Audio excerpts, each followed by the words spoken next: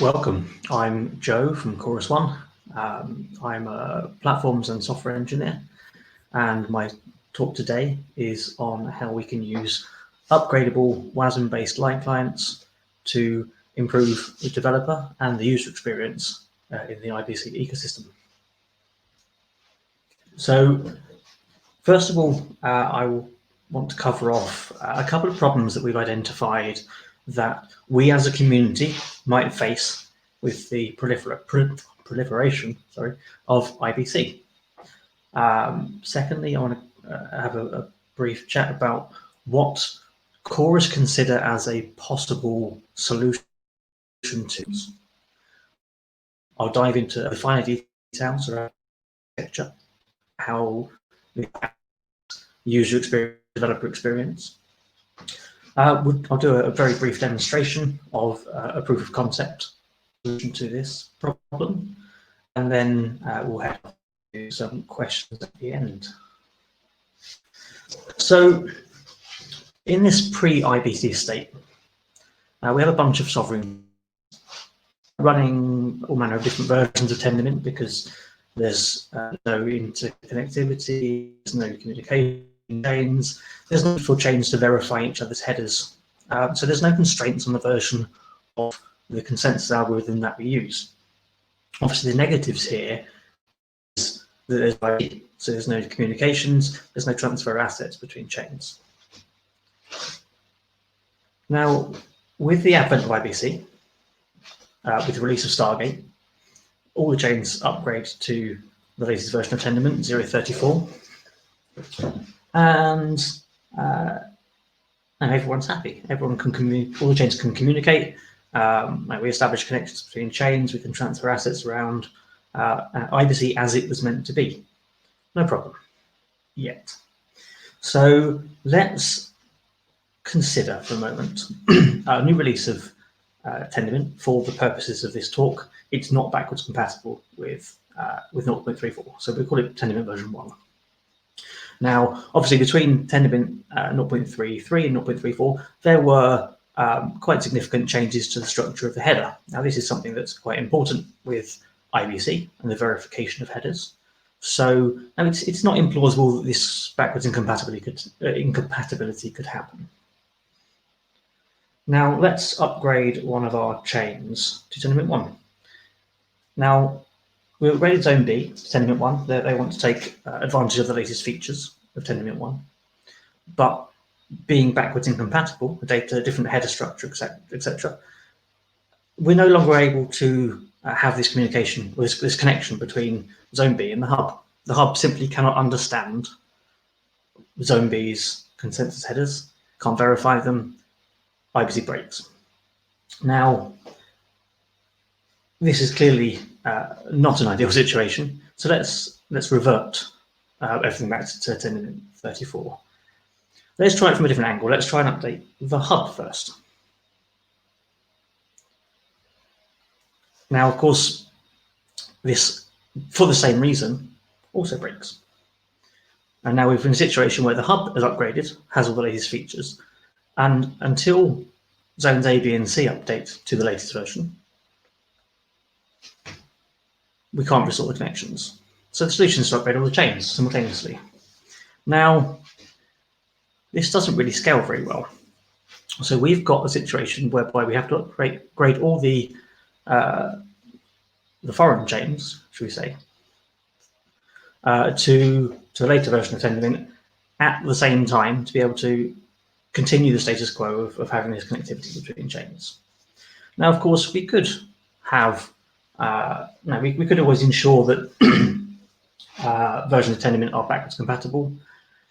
It adds a bit of overhead to the development process, of course, but this could potentially happen without unless we're particularly careful, should we say. Now, for 4 chains, this isn't a big deal, upgrading 4 at the same time. But when we have 15 chains, this is a problem that doesn't scale very well. And we end up with validators such as Chorus, such as Certus, such as Docker, Figment, staking facilities that have presence on multiple chains, and to try and orchestrate all of these chains to upgrade either simultaneously or near simultaneously to avoid downtime in the IBC connections.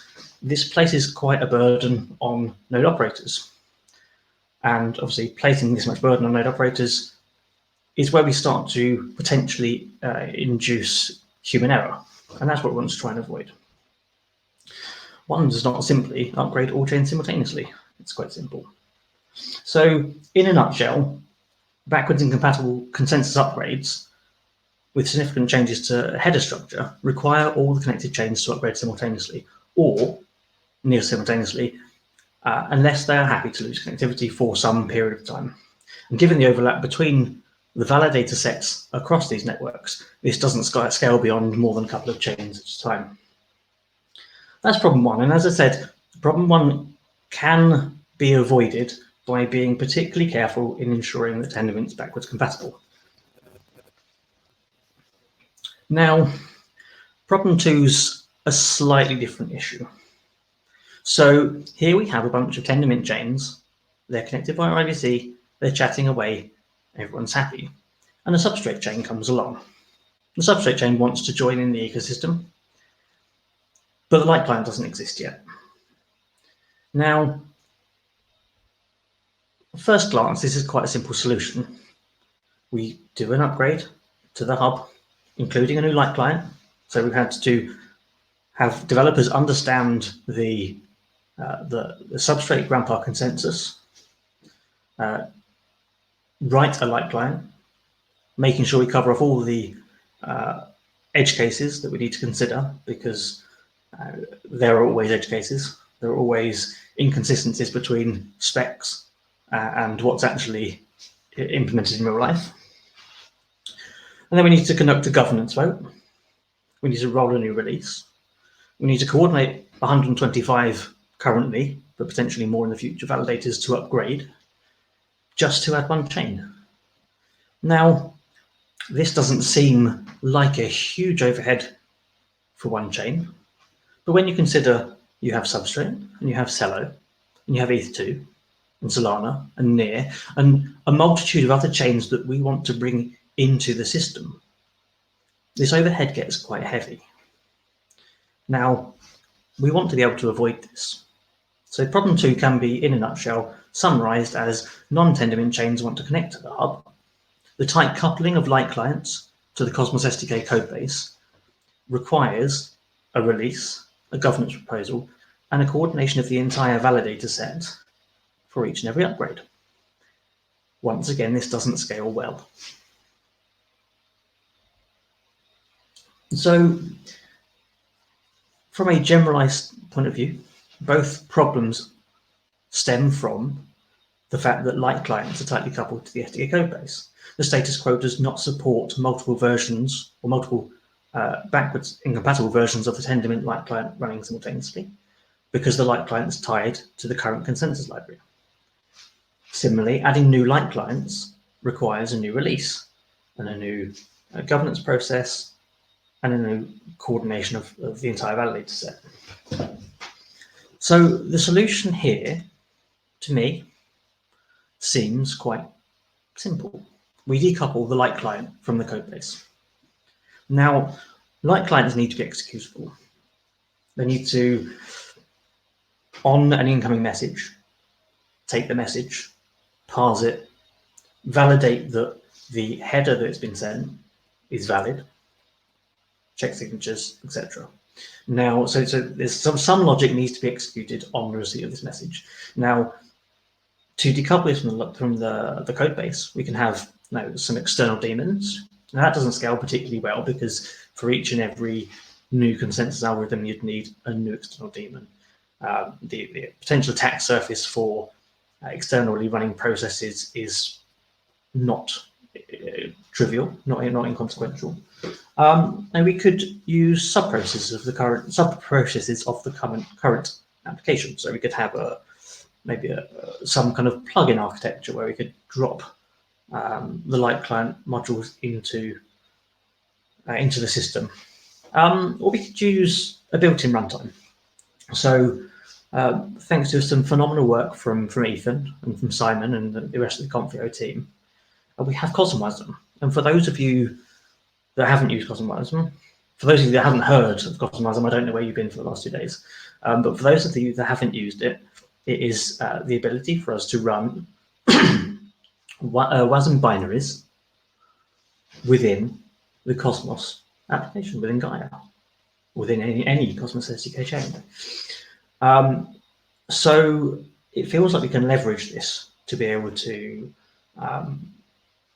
run our light clients in a much more dynamic, decoupled way. So what we've done at Chorus is we have come up with a light client module. It's the same interface as ICS2, so it's completely compatible with any of the native pre-existing light clients. It defines the same methods and the same capabilities and properties.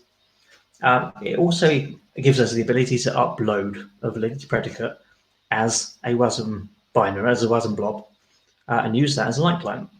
We can instantiate the WASM light client on receipt of the create client message. And at this point, the WASM light client behaves exactly like a native light client. Like the two are indistinguishable as far as the system is concerned. The one benefit this gives us over the native light client is that at the point that a foreign chain decides to fork, decides to upgrade, we can upload a new bytecode, upgrade the existing connection, and continue seamlessly without having to manually migrate any state or any connection state to the new version. So what does this mean for user experience, for developer experience? Well, adding new light clients no longer requires code release.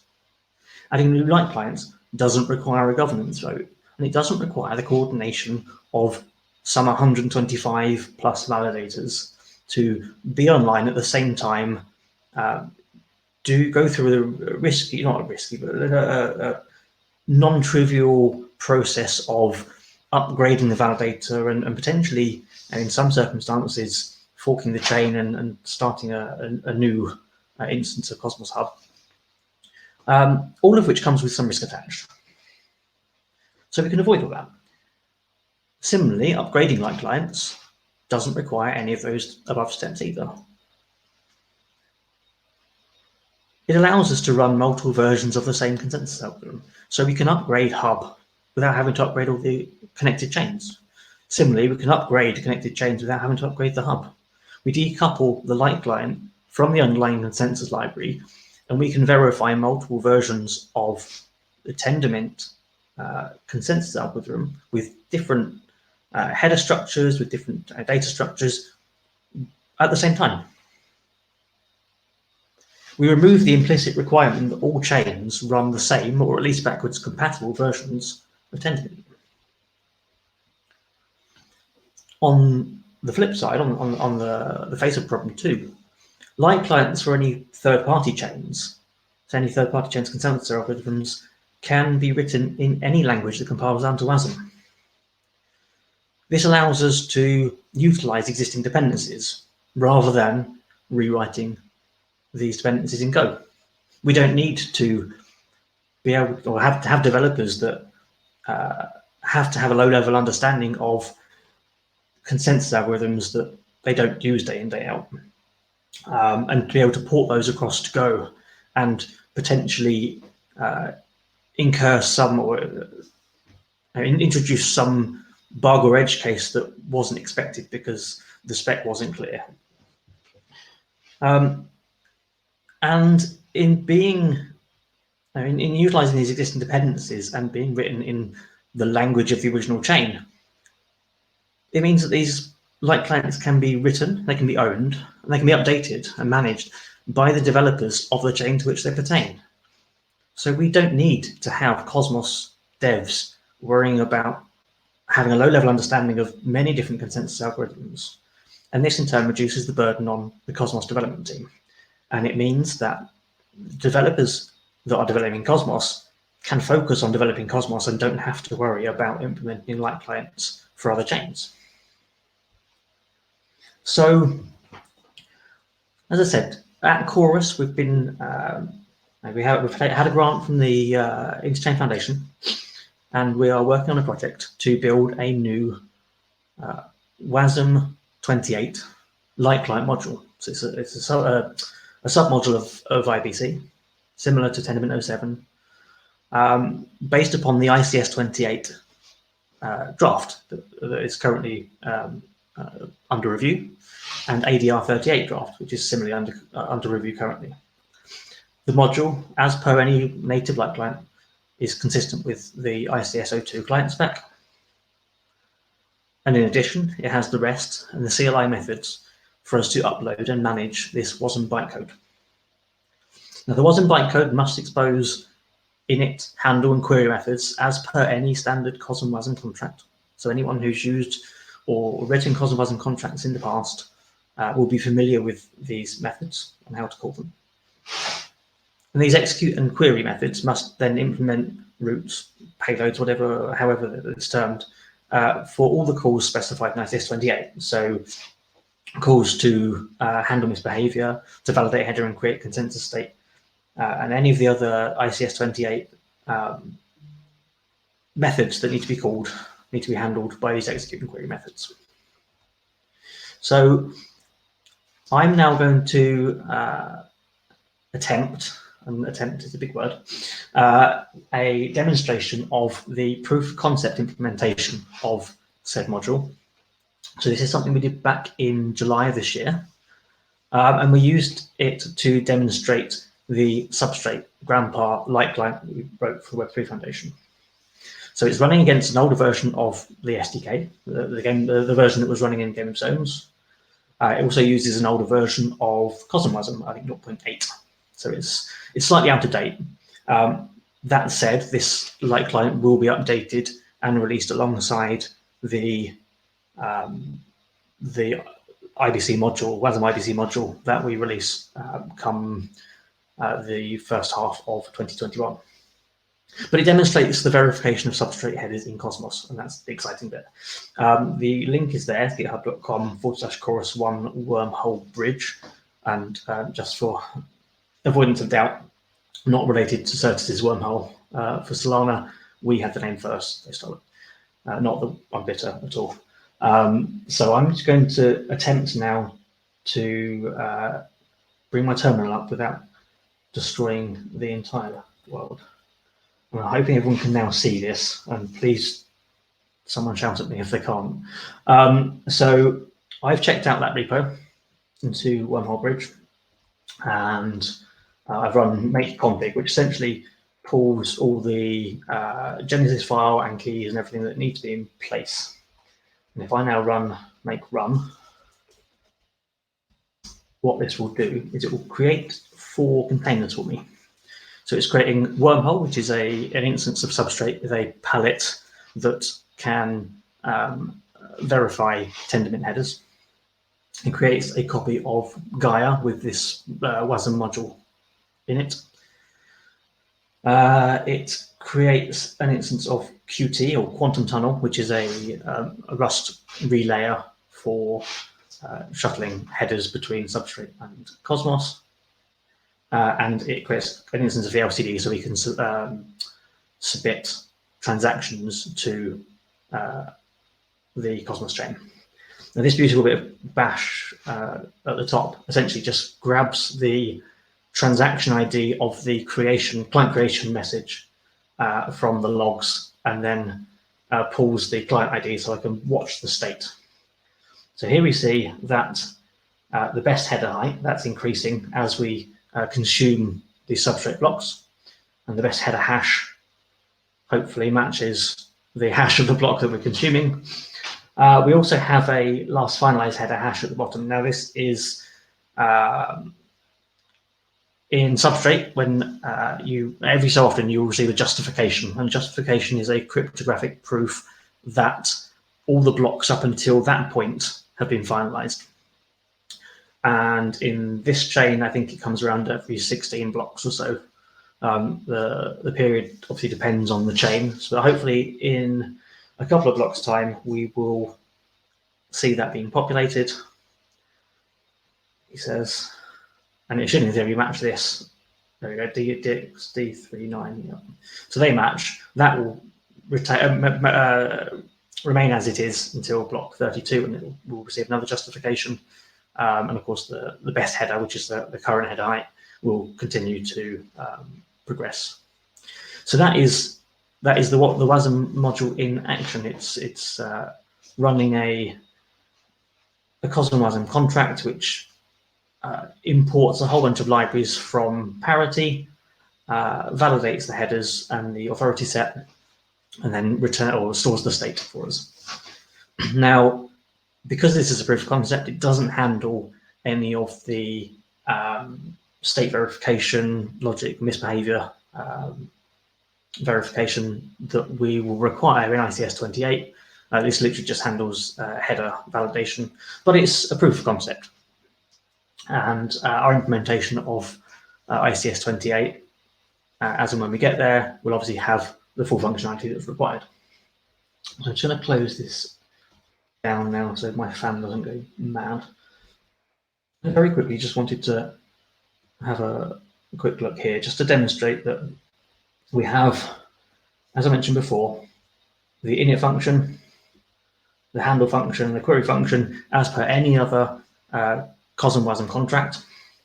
And if we very briefly scroll to the top, you'll see that we're importing a whole bunch of crates, so SP finality grandpa, SP runtime, and parity scale codec directly from Parity. So as I said, we are able to reuse those elements of the third-party chain without having to rewrite everything, without having to report things, which means that those dependencies are then managed by Parity and not by us.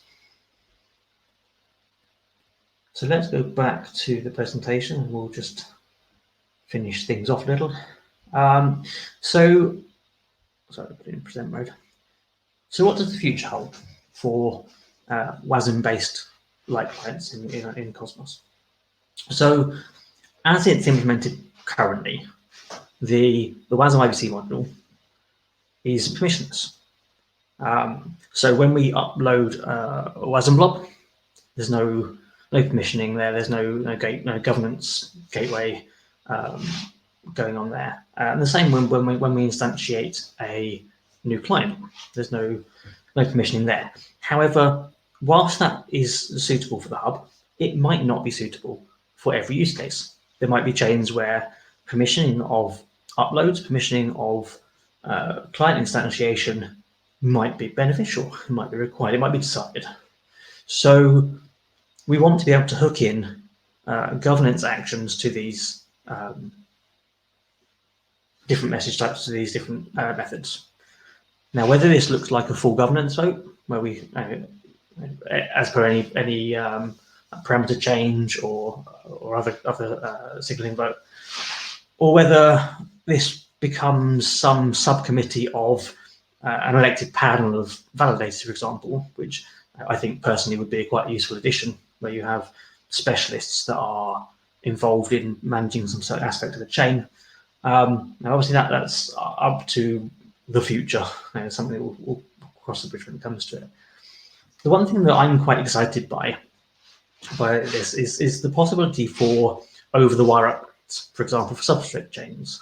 So with the substrate chain, the runtime and the consensus logic that underpins it is actually encapsulated in a WASM runtime itself.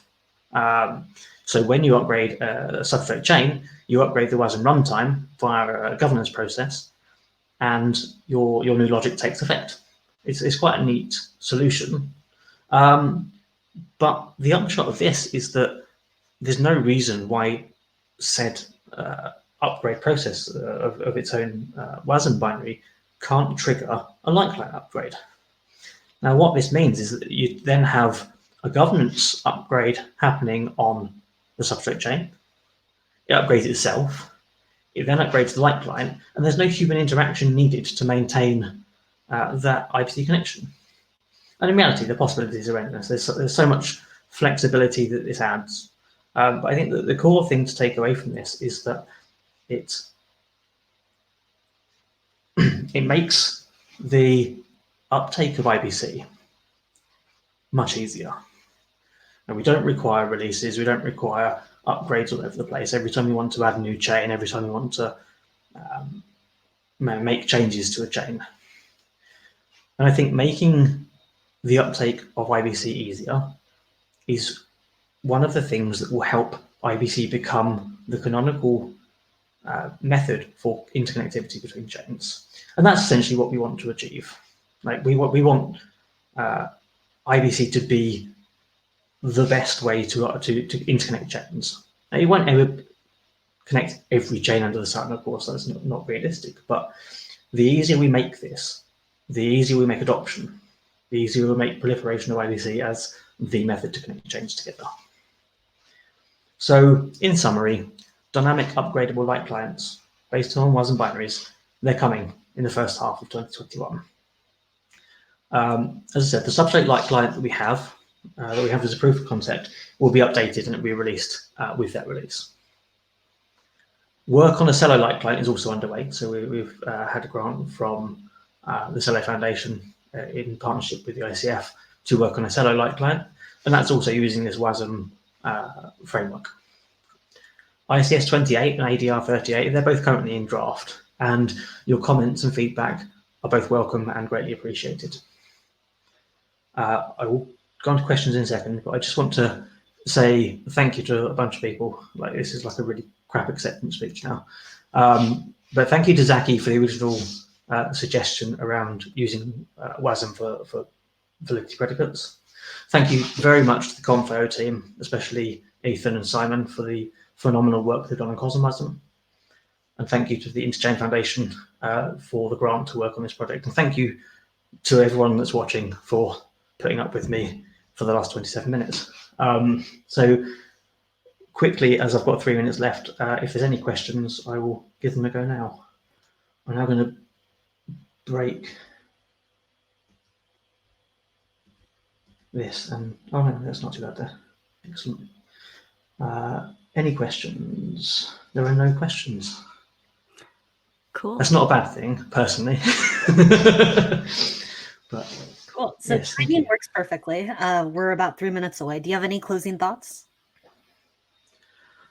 No, what I will say is if anybody wants to has any questions on this subject after the call, then do either drop me an email, ping me on Twitter, and we can carry on the discussion. Cool. Sounds great.